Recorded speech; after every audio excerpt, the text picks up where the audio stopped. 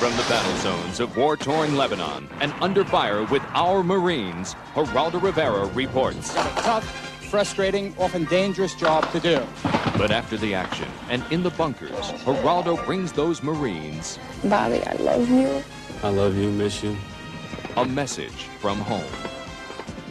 And welcome everyone to Yassir Arafat's front line on the outskirts of the city of Tripoli, where for about a week now he's been fighting his last desperate stand against Syrian-backed PLO rebels. The man who would be president of the Palestinian nation has been reduced by this recent fighting to no more than a neighborhood warlord. His once feared fighters, divided now, are like wounded, pathetic sharks. In their killing frenzy, the only blood they smell is their own.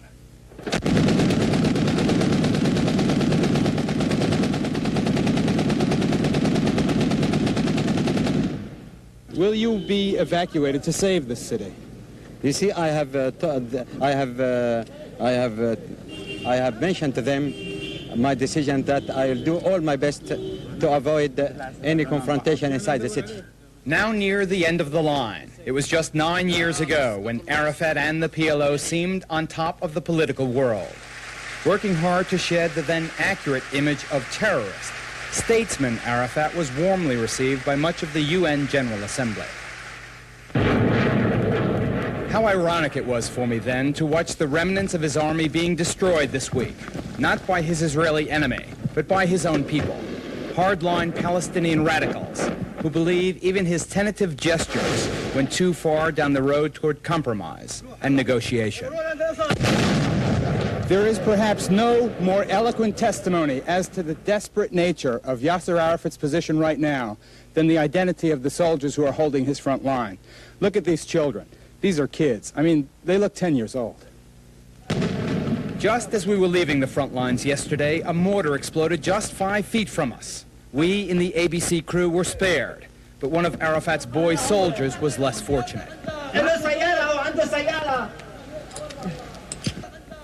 Bleeding badly from what seemed a broken artery in his leg, we gave what help we could. Wait, let me get it. We need a rope or something. Watch it, watch it. You stay there, buddy. I'm gonna get it. Wait.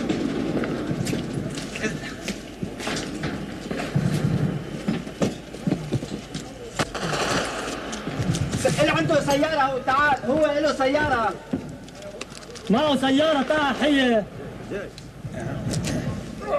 لك معه فان عم نقول سيارتنا بدنا يكفشنا هلا تعال بس ركضوا بالارقام عملت شي بطلك؟ لا بس اجوا Even as Arafat was making this last desperate stand up in Tripoli, Bravo Company of the 1st Battalion, 8th Marine Regiment had a ringside seat for a hot firefight right here in Beirut.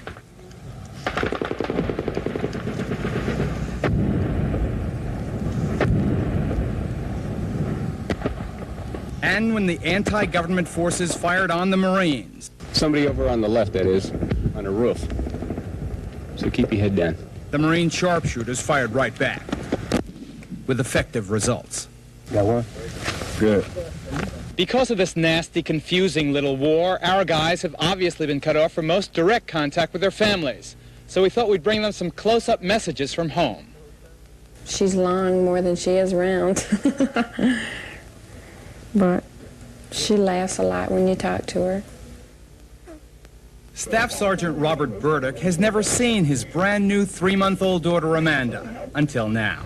And I know Amanda would like to see you. She hasn't, no man has had a hold of her yet. She don't even know what it's like. Aside from the fact that families like the Burdicks have been separated for so long, these video reunions were so charged with emotion because, as fate would have it, the women were taped on the very day of the kamikaze bombing of the Marine compound. We're only showing you the guys who made it. I know what he's telling me. He's telling me to stop crying because it's going to make him cry.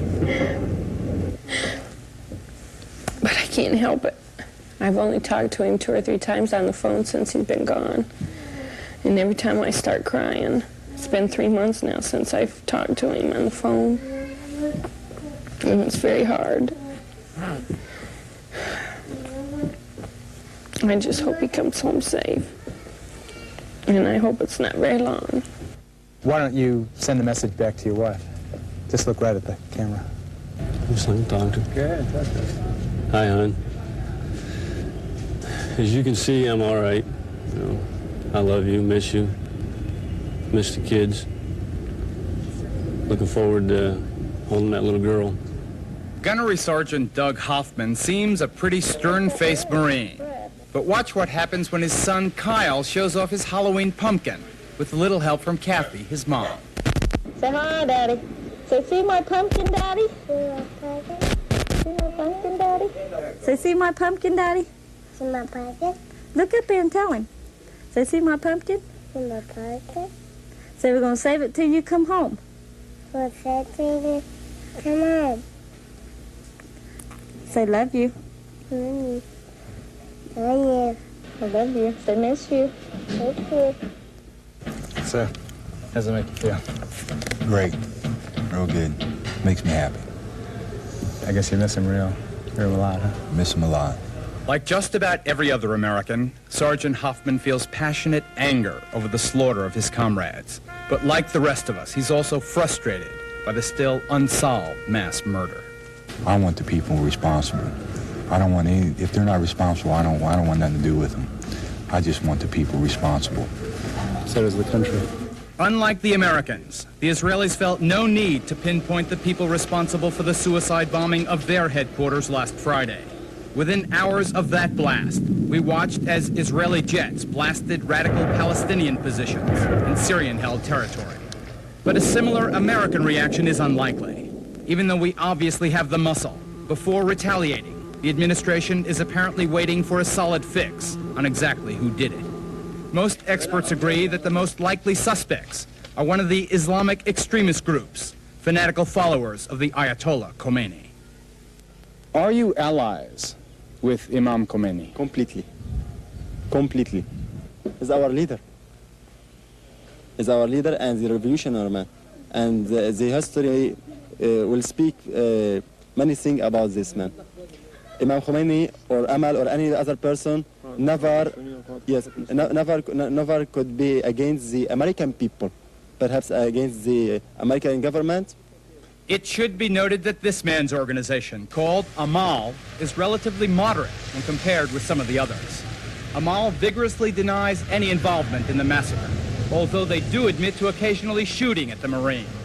For the record, within the last year, the number of United States Marines killed in action in Lebanon stands at 241. In the decades since Vietnam, the armed forces of the United States have lost a great deal of prestige and popularity among our own people. Well, recent events here in Lebanon, in Grenada, and elsewhere in the world show they've got a tough, frustrating, often dangerous job to do. Politics aside, that job should not be a thankless one. Cue